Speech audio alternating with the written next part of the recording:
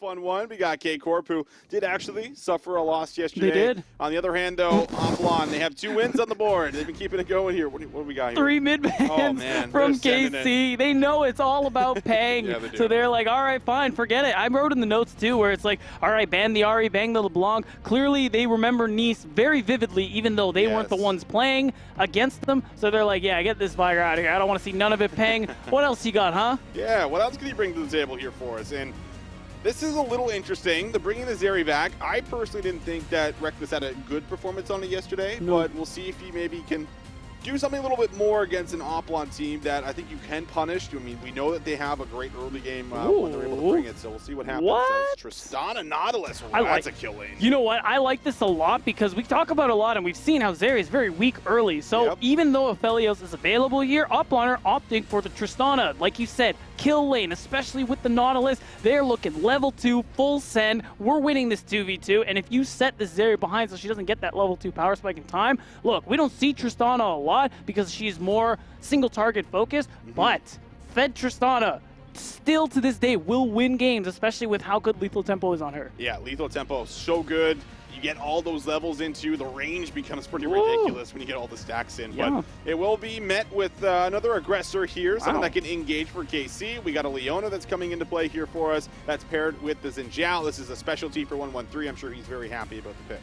Yeah, I mean, he's so good in the early game, whether it's Xin, Lee Sin, whatever you put this guy on, he's able to make money moves for the most part there, and that's what they're looking to do again on the Xinjiao. The Zoe pick is definitely interesting because I would have liked the Syndra a lot more. It is more consistent, but Peng has played the pick before, and it is a pretty good way at getting lane priority if you can perform on the champion. So I think it's going to be fine. You do offer a lot of that range and poke and things like that, and that's why you're seeing some of these bans like the Azir. You want to remove some of the scaling picks there from Seiken, especially that one where he does look pretty good on it, and it does offer a lot of DPS. It sure does. So what will they try to ban away? They've already taken out Seiken's Azir, which is something he's definitely had a little favor in as of late, but a lot of mid lane bans means that we might have to go pretty deep into the pocket. And good news, Seiken's got a deep pocket. He's got lots of champions they can pull out here for us. As the Twisted Fate also going to be taken out. Yeah, we'll have to see how deep, Austin. That's 6 mid bans here. And soul, baby. Yeah, oh man, today could be the day. We see it again. So this is interesting too because, of course, not picking jungle means you got to be taking away Lee Sin from Brunez there. They're going to take away the Volley Bear also. Because they have Xin, a lot of the early game enabling junglers aren't on the table anymore. We haven't seen Runez on the Viego. We haven't really seen him on something like the Trundle. So already from this draft, I like it from KC because despite how good Oplon have been looking these last couple of weeks, it is about getting them off comfort. We've only seen them on a select few styles of compositions here, and now they're on their heels potentially just looking at this draft, but they don't seem to be that concerned here. They're bringing out things like the Tristana. They are going to answer with the Trundle to see how well Brunez can fare. Yeah, Trundle's really good when you have something that can initiate and hard engage, and you have that with the Nautilus. So I like this pickup. You can shred down something like the Leona, even 113 if you get on top of them. But we do have a Victor, a champion that has been left up this entire way through. So Seiken says, all right, thank you very much. I'll take this matchup into the Zoe.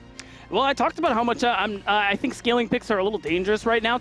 I would have expected and liked to see the Syndra just because of how much damage that mid 2v2 would have with Syndra and with the Xinjiao, but they do want to play for the later parts of the game. The problem is you aren't going to get priority bot. You're probably not going to get it mid into the Zoe either, so 113 is going to have his work cut out for him a little bit in terms of early pathing, what he's going to be able to find. But of course, this is 113, this is KC. We do know they create angles where one would think none existed. Yeah, and now we're going to have to figure out what the last pick is going to be. Darlic, what does he want to play into the Gnar? Interesting. So we're going to get the Aatrox. You already have a lot of champions that are going to be jumping in, like the Trist, like the Nautilus, so they want to just follow through with that and bring the Aatrox to the table as well. It makes sense. I mean, for the most part, when we see Aatrox brought in, he usually is kind of like the sole Here we go, ladies and gentlemen, the fan favorite.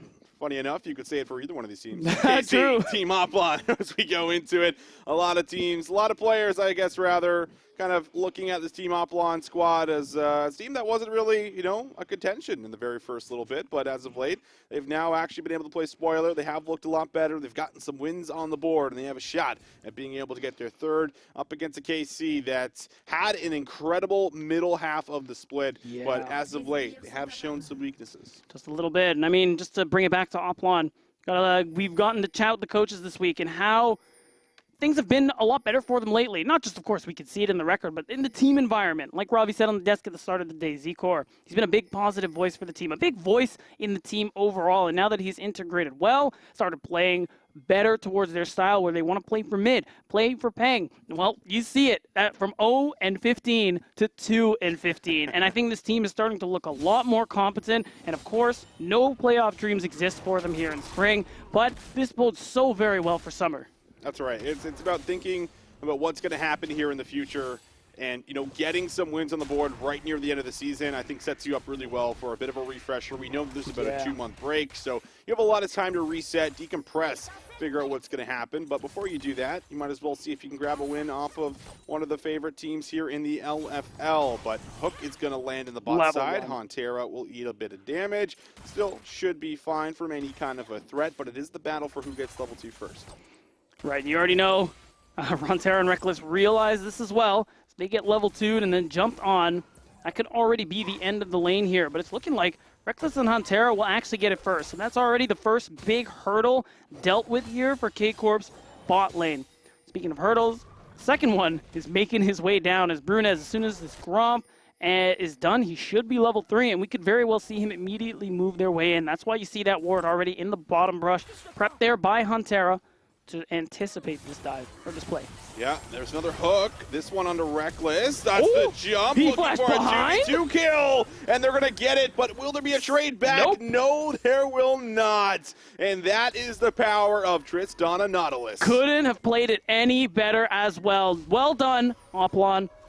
Z-Core and Absolute. They don't even need Brunez. They're like, you know what, we're good, buddy. You can just go keep farming. And he says, don't mind by Yabba Dabba Doo. That's first kill over to this Trist, who we said is going to be quite a problem if she manages to get a lead for herself, and it has already begun.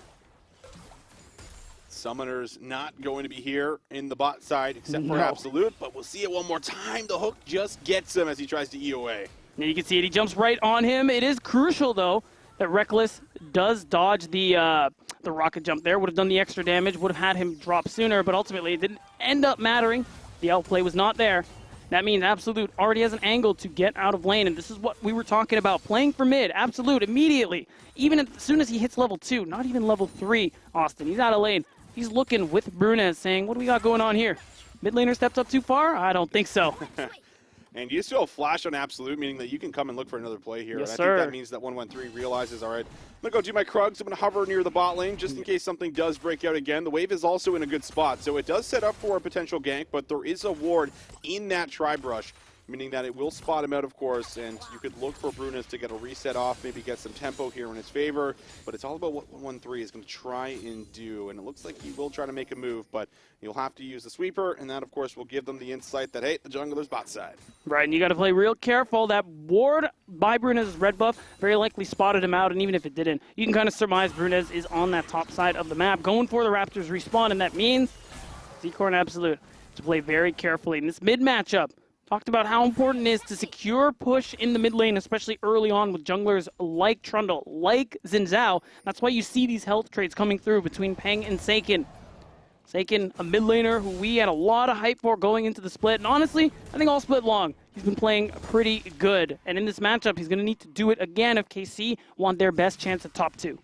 Tempo here in favor of KC. 113 back on the map. Brunez just taking his first recall now. So there is a window of timing where you can try to get something done. Topside Darlik will force out the E and the jump here from Cabochard, who is just trying to push wave after wave in and is actually starting to build up a tad bit of CS here in his favor. But when we look at the mid lane, Peng has opted into Ignite, meaning that he is looking for some kill threat here. And Seiken, of course, understanding this with no mana in that bar, is like, all right, I'm going to have to use my TP and get back to lane. I mean, this is what it's for. The fact that he hasn't been forced to use it in opportune moments does bode very well for the early laning phase here for Seiken. We talk about how tough it is for Victor in the early parts, and again, the big thing is you need that first Hex Core upgrade onto his laser. That's the thing we're looking for here. Once you see that, Lost Chapter, he can wave clear with the best of them. It is actually just disgusting. One laser, the whole wave is gone, and you're like, wait, what happened? So it's going to be harder when that happens for Peng to find these exact roam timers. And that's why it's hard to roam against the Victor, because he can punish you with lost gold and XP because of how quickly he's going to be able to push these waves out. Seiken did stay for one more wave. And now we'll have to come back here, but Peng shouldn't be able to get this shoved in fast enough. Seiken should be able to catch just about everything, and that will be the case here. And now we'll see what Pang decides to do. Will he opt in for a recall? Yes, he will. Wants to go and spend some of that gold, but I think the key upgrade here is the fact that you do have the Lost Chapter, making it a lot easier to stay in lane, get some poke down, but more or less just be able to contest the wave, as we are starting to get a couple moments from Oplon, hovering around the Dragon, forcing out the flash onto Absolute with the Zenith Blade. Will be good to remove the Summoner. Right, and I mean, even though Absolute does have the Hex Flash there available, the Chad's Rune as I like to call it, it is, you will not have the instant available here. Darlic, though, just a little tiny bit of trouble. Still oh my god. Ender. If things do get a tad bit too dicey, but this is a lot of damage, and Darlic might have to back and use his teleport. Cabochard already investing his, and that's what's really applying a lot of this additional pressure here as you are feeling it. Brunas is coming to the top side, but Darlic is going to have to now pop that recall. Right, at least he got a good amount of that wave and probably won't lose very much while he TPs back to the lane. It was dangerous, though. There's a chance he gets killed, but he is going to be just fine. No one playing for the early Dragon. It is going to be about this Rift Herald that's going to be spawning very, very shortly. And of course, this is where mid push comes in handy. This is what we're talking about here. Now already you're seeing Pang out of lane, poking in and out, moving with support, moving with jungle, just to make sure, one, if they catch 113 in the river, they can take him out, and it helps them secure vision for this very objective that both of these teams, for a very early game focus, want to go for, so they can get this Herald, get these plates, and snowball their laners. Cabochard with the Mega, just keeping the pressure on Darlic. Remember, he had the counter pick here. He's down a little bit of CS. He'll catch, of course, most of this wave, so it's not as big as it looks, at least at the time, or for the time being, but now into the top side, 113, he could look at a very early Rift Herald. You also have the bot lane from KC moving all the way over here, as the mid lane priority will be neutralized. Everyone here to clean it up. Sleepy Trouble Bubble gonna land. Absolute over the wall. That's a lot of damage, and Huntera can't flash to anywhere. Here comes Zcor as he comes in, gets involved in the play. Pang looks for the flash, but he will not be able to finish off the kill. 113 now into the mix. That's another rocket jump here from Zcor as he tries to run away. Ultimate comes through. Caressing Guard will keep 113 safe. And as all the trades come through, it is just going to be a bit of health that's lost. And now Cabochard also needs to be a little careful. That's right, Cabochard will get the ult, though, in the Mega Gnar. Darlic can look for the 1v1 if he wants to, but the World Ender is going to run out. And as for that play, Oplon really keeping things going, really rather getting things started here, even though they aren't going to be able to get Herald, getting these early kills, one on Brunas and one on actually it was just the one kill, excuse me, onto Brunez, and you're getting a lot of these summoner spells out of members of K-Corp. Bodes really well for these next couple of minutes, because already Brunez can't afford to get very aggressive once that ultimate is up and good to go, and it's going to be harder for someone like Seiken, again, the immobility we talked about, to really play aggressive in this mid lane, because if Brunez shows up at the right time, this Trundle could cause big problems here, and allowing him to snowball Pang and the rest of his team is how K-Corp have an 0-2 in their final week. Cabochard, though, is getting a lot of work done up top. Starting to work at some plates. That second plate almost well on its way. Mega Gnar also going to be coming up here for him. Doesn't have the ultimate, but will be able to just have tankier stats. We know how difficult it is to take down those Mega Gnars here. So he's keeping the pressure on. Darlic's going to be forced just to catch wave after wave. Try and survive. Make sure no dives are coming through. But you're starting to get Absolute. He's been a lot more active on the map, looking for these roam plays. And it all starts with having the Hex Flash available to him, which is still the case here as well. And Seiken, I think, realizes, all right, that Nautilus, he's not showing up in the bot lane. I think he might be hovering around mid. I think there might be someone just behind enemy lines, and Pang's like, you damn right there is. Watch out for the double bubble. That's right. And you can see it too. Zcor, again, another thing that's nice about this Tristana pick, that rocket jump does make it easier for you to, well, I won't say 1v2, but exist in the 1v2. You know, there's a lot of AD carries who are just simply not allowed to be in lane on their own. Tristana is definitely not one of those champions, and that's why Zcor's, even though he's behind a good amount of CS, still has that kill, helping even things out, and hasn't been very pressured by Reckless and Huntera, so still making use of some of the early game strengths here, but this time it's K-Corp. Traditionally, making some of these early game plays. Pang. Oh, Pang. Oh, he used his R, but 113. They saw him. Not going to go on top of him. Hex Flash now over the wall here for Huntera. Going to help 113 secure that blue buff. It will be stolen away. So it is about the small wins right now. And KC do still have access to a Rift Herald if they want to use it. Yeah, that's the big thing here, and that's why I like it. Zcor going for this recall now, mostly because he has a good amount of gold to spend, but also because he sensed there was something amiss on this bottom side of the map. Again, Huntera being spotted out by Peng probably gave that information. With 3 minutes till this next Dragon, it's mostly just these teams kind of understand, well, one, for KC, figure out a good spot to drop this Herald. For Oplon, figure out where that's going to happen so they can answer it. And that's why you see Brunez.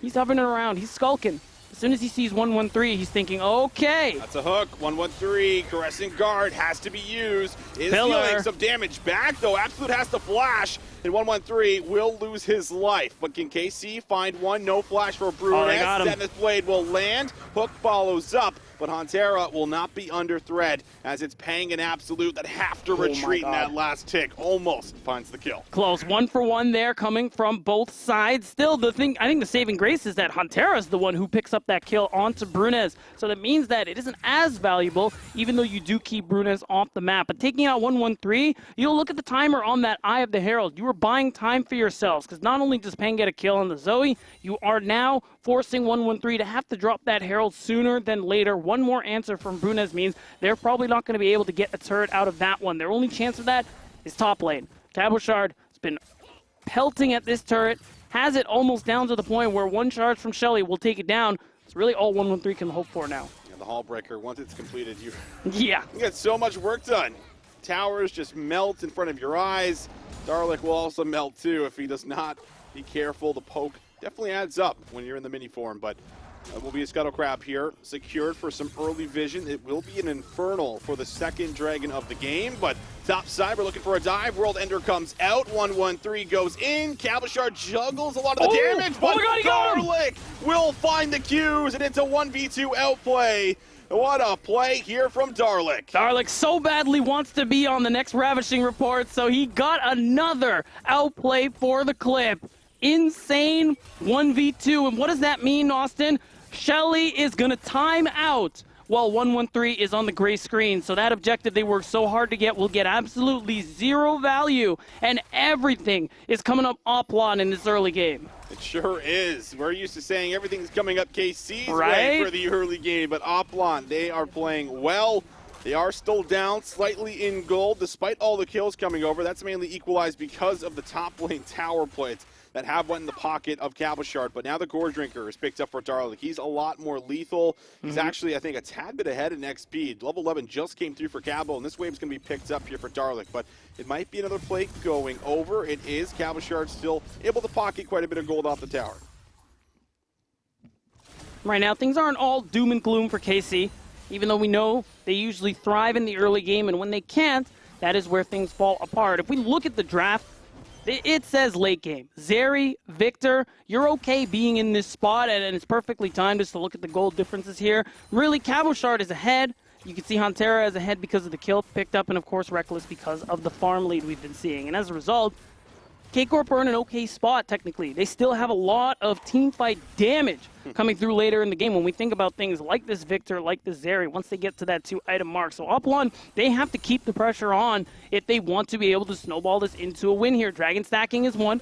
They can go for that second one if they want to, the Infernal that's available, but instead it's a play. Hook again, immediate caressing guard. It just takes one, and once you get that ultimate out, 113 becomes so vulnerable, meaning that this Dragon likely goes over to Team Oplon. Right, no Tier 2 boots, just the Gore Drinker is not enough with Oplon's early game power right now, and this is what we were hoping for. They need this Dragon stack because that is a major win con for them to be able to snowball, so this is good. They're going to be able to get the soul. Cloud being the first one means we got a very powerful soul on the table no matter what it ends up being here, and of course, it's going to be Hextech.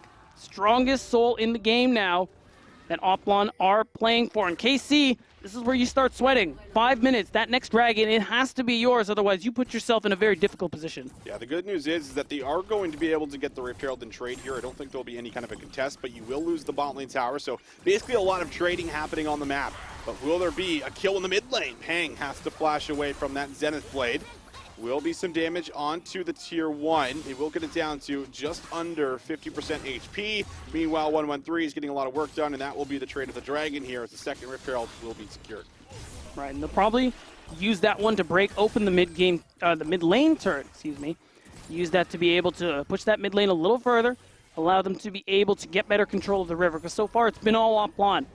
As we see the Mythics come through, KC are at a point where they can look for some of these skirmishes if they want to. Of course, if, like you said, if 113 has the Crescent Guard, then they have a good chance in some of these fights if Huntera can find the angle, and Reckless and Seiken do a decent amount of damage now. But if they're still caught unawares by Oplon, by a hook from Absolute, Oplon are just going to continue the lead that they have got going for them. Hextech portals now, of course, in play. I always forget to use those coming out of base, you know? Yeah, I'm not used to it. I'll admit it. Yeah. You don't see the soul very often, you know, here and Yeah. there. So you're kind of just like seeing, once I hear my teammate use it, I'm like, oh yeah. Yeah, that's exactly it. Or it's like, oh yeah, I can do that. What am I doing? It's worse too when you're like walk into the blue buff and then your teammate who just back showed up and you're like, oh, wait a second. I just wasted 10 seconds of my life. Yeah, literally. Mid lane now, a little bit of priority here for Team Oplon. Remember, they do have the Zoe, but it will be the Rift Herald, surprisingly enough, coming down for KC. Cabochard doesn't have access to the Mega Nard, but they do get the flash in of Brunes. And that is going to force them back. So this will be a charge, and this will be the tower here. So KC able to capitalize with the move here from Cabochard over to mid. It's more gold, and it's allowing them to do exactly what they're hoping for. Clearing vision, allowing Seiken to also push a pretty big wave that I think nobody's going to be able to catch as well. So that's a good chunk of gold and XP lost by Oplon, and it's good use of priority Cabochard has gotten for himself here. They got value out of the second Rift Herald. They have gotten ahead now by about 1,000 gold, even though a good chunk of that is on Cabochard right now on the top lane. KC are in a pretty decent spot. The big thing, though, 2 minutes 30 now. What are Oplon going to do about this mid lane turret that they haven't taken down? Because this dragon is something that they desperately need. We talk about late game. We talk about how good champs like Zoe, like Tristana can be. Well, let's talk about how good champs like Victor and Zeri are, because we know that they are late game monsters. Darlic does have to be a little bit careful not having the tower anymore. Cabochard still holding on to a CS lead. Does kind of equalize somewhat with the kill, but I guess, to be fair, a lot of tower plates did end up going over, and that is probably why we see the bounty over Cabo's head here of 150, but early setup. It has been good the last two dragons, and it looks like it's going to be strong for the third as well. KC need to move in. They're going to use this window of timing now, where Reckless is going to get the mid shove. Remember, they have their mid lane tower. Team Oplon do not, so this wave is going to shove all the way up here, starting to move around the Team Oplon members throughout the map, having to catch this, which means that all the vision they just laid out will all be denied, and now it is KC that have control over the river here, and we're about 1:20 away now from that third Drake. Yes, the recalls have come through. Oplon have spent all of their gold. So they will have an opportunity when KC inevitably reset, I think, in about maybe 10-15 seconds time, to also go for some vision clearing of their own here. And you're seeing it, Seiken's pushing bot. He wants help on this turret, and already we're seeing Reckless move his way to the bottom side of the map. And actually, we're about a minute out. They don't reset now. They probably aren't going to reset at all. They just want to hold control over this pit, it feels like, and the river. So instead, Oplon, you see the pinks coming through. They're just going to go ahead and take the mid-tier 1 immediately, and this will help them, 1, with getting priority that KC have to answer, and 2, if KC don't move, they're going to get the tier 2 as well. So tower starting to fall. Will be, looks like a trade. Sleepy Trouble Bubble goes wide. Team Oplon move back up. They will get the tower. 30 seconds now away from the dragon. KC, they need this one. They can't allow Team Oplon to go on sole point, but we do take a look at those gold charts. They are starting to favor the side of KC. They have built up just a tad bit of gold in their favor. They're up by 1,000 and now 10 seconds away, but first the fight over mid. Sleepy Trouble Bubble will land. That will be the ultimate here from Montero. It goes wide. The re-engage though back onto Brunes. Might have to flash away. 113 gets in there. A lot of damage, and Cabochard takes out the jungler. Meganar about to come up. Reckless flashing forward. Now it's time for Zeri to take over as they'll find 2. Team Oplon have to retreat, and third dragon should go over to KC. Oh, we knew this was going to be a 5v5, but KC with the flank TP from Cabochard made it work. Darlic was a little too slow on the trigger there, and because of that, it was a 5v4. It wasn't long, but it was long enough for KC to get what they wanted. It was long enough for Reckless to flash forward and help secure some of these kills here, and that means that not only will KC slow down this game and the stacking of that Dragon's Soul, they make it so Oplon get absolutely nothing for it. And you start stacking up these Hextech Souls, things get very scary, but we see it off the start. Huntera misses the Solar Flare, but is able to re-engage here onto the jungler. Yeah, and you can see it. They go back in, even though Brunez looks like he's coming out, it's the flank TB. And after that kill comes through, it's already a 4 versus 5. Darlic only then just shows up, doesn't have an angle to use the World Ender, and wasn't able to actually participate in that fight. And this is what I was talking about earlier with KC, finding fights on their terms, finding the angles that they want to be looking for, and then just full sending it. And they managed to get it done because Seiken and Reckless were safely able to output all the damage they have. Ooh, Cabo will eat a bit of damage here. He's got the hull breaker, and all of a sudden, Cabochard says, you want to fight? Let's go. Into the ring. Darlic has to be careful here. Throws him in, but it doesn't actually stun him into the wall. However, the World Ender has now ran out. Will there be a play here for Cabo? 1v1. Third Q will be flashed. Darlic having his will come out with a small advantage, but has to be careful with the range. Oh, the boomerang got him. I think he's done unless the jump away. The third Q does not land, but Z-Core's here should be able to find easy cleanups onto Cabochard. There you go. That will be the R. Gets the job done here for Z-Core. Yep, and it doesn't have to use any summoners to do so. Well played by Darlic, knowing his AD carry is coming here. He could have flashed the Q3 on the Darkened Blade, but he decides, nah, Z-Core's going to come here, and he holds on to that. He can use that later in these upcoming fights. And we talked about how important Z-Core getting kills is. So that is nice for Oplon, who are trying to kind of get the game back into their grasp, because it's really starting to slip from them here at this point. We already talked about how much weaker they're going to be later on into the game compared to KC, and how much they needed to continue pushing the pace and taking control here. Means they're going to have to do it again now that they've lost it. Resets here for KC, but maybe going to second-guess themselves. Team Oplon moving in as a unit. 4 strong with Darlic matching Seiken here in the bot side. Maybe even Seiken thinking about coming back over to mid with all the Team Oplon members grouping up. Remember, no TP for Seiken, neither for Darlic here. So if a 4v4 play does break out, it should stay 4v4. We'll see Cabochard also make his way up as all divisions starting to be swept away. We are now, of course, 3 minutes into this Baron being live, and Huntera is going to stop the back here from Brunez. Huntera throws up the Zenith Blade. Maybe just idly, just to threaten like, hey man, I could have landed that, but I chose not to. Remember. And overall, too, now, this is tough because, one, another Dragon's coming up in 2 minutes. You just talked about setting vision around Baron and how important that is going to be because K-Corp, they reached that point where we were talking about Reckless, 2 items. Titanic Hydra is good to go. Shadow Flame is online for Seiken as well, and that means K-Corp. This is a big spike for them. These 2 carries are going to do so much damage here. And at this point, Oplon are going to have to look for some kind of isolation here. You land a bubble, kind of like that, although it's not one they can follow up on. But if they land one, and Absolute can go in and follow up, they burst the target down, get Z-Core resetting, that's their way in. Solar Flare again just lands a slow, but it's good enough to find the engage. Brunez is low, Brunez will fall. Now looking onto Absolute, the damage is there. They just have to get on top of them, which inevitably will happen. Seiken finds the kill. Oplon in an awful situation. Darlic and Z-Core might be falling as well here. That's the flash from Huntera. Doesn't hit the mark. That's actually Z-Core dealing a bit of damage back. He should be able to get away from this, but instead he turns to fight. And now that's going to be his demise. Seiken finds a couple. 4 players drop for Oplon. Really nice stopwatch there from Huntera. If he goes down, Darlic gets the reset, and of course, Z-Core gets one as well. And overall, that's a great fight. KC, they recognize that they have the opportunity to go for some of these skirmishes because they're strong enough to do so. They know they are ahead. They know they've reached critical mass in terms of item spikes, and now they have the opportunity to go for this Baron here. Pang is going to do his best to try and slow things down. Oh, wait a minute. On the bubble. Oh my, a big misplay here from Seiken. Has to flash over the wall, and now I think that's going to stop them from going on the Baron. Ah, there it is. Yeah, well, I'm still hearing the audio. It sounds like they're almost still hitting it, but I have no idea if they're going to commit to it or not. At the same time, we are also 39 seconds away from the Dragon. So there's a lot happening, a lot of objectives up, and not sure if KC are going to go for the finish or not, but Oplon, of course, are here.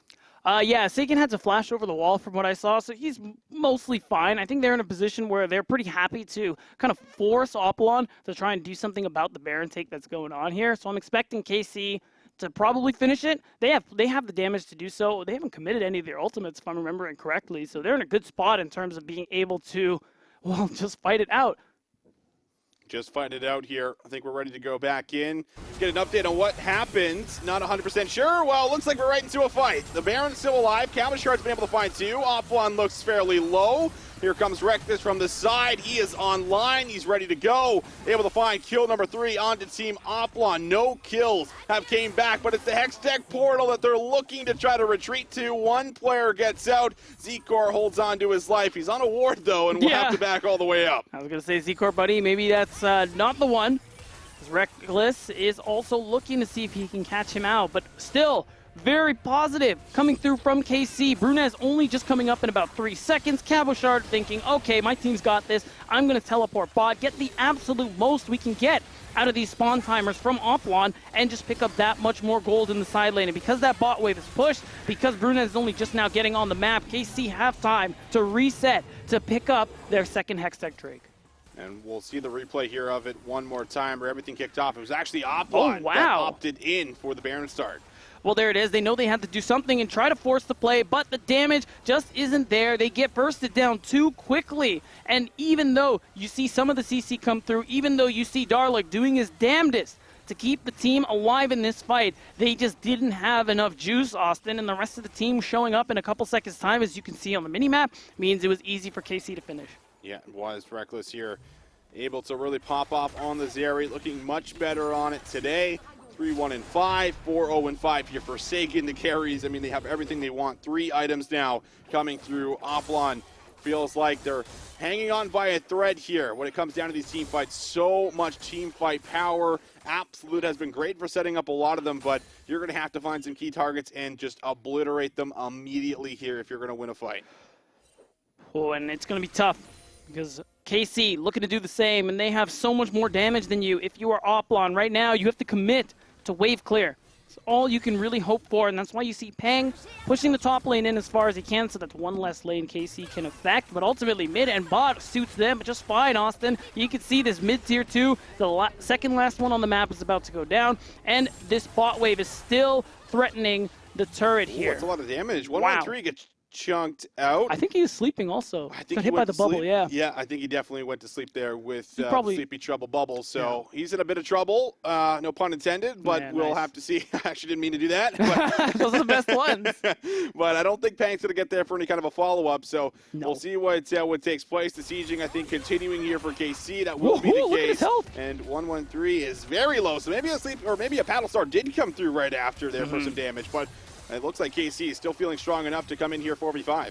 I think he wanted to hold on to that Crescent Guard, so we're going to see if that pays dividends in about a minute or so, when I imagine KC are going to look for another fight here. It's 1-1-3 on his own to push this top lane. Yeah, he's just there. You see the pings coming through. They're like, whatever, it's fine. You got this, right? 1-1-3, and the rest of the team is just pushing in bot, because even in this scenario where it should be a 4v5, they're still, with Baron buff, good to be able to threaten the turret, threaten the inhibitor, and probably walk away.